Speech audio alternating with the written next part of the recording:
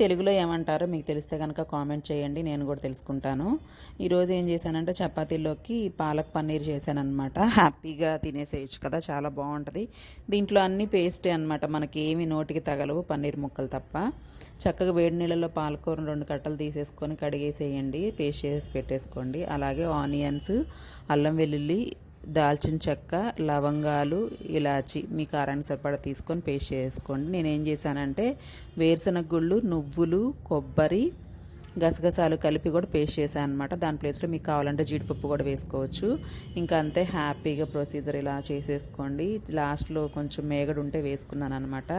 అద్రిపోయింది, చాలా బాగుంది, గ్రేవీగా. నేను బీబీసీ న్యూస్ది చూస్తుంటే నేను ఒక విషయం చూసి షాక్ అయిపోయాను అనమాట.